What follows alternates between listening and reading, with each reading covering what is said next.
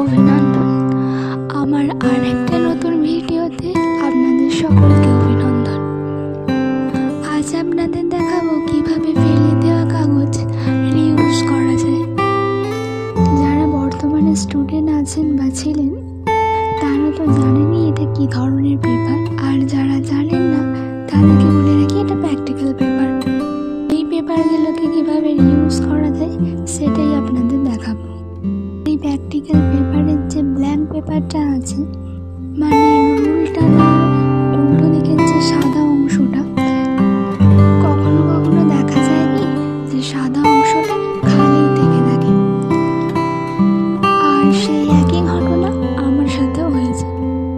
তাই সাদা অংশটাকে ফেলে দিতে আমার একদমই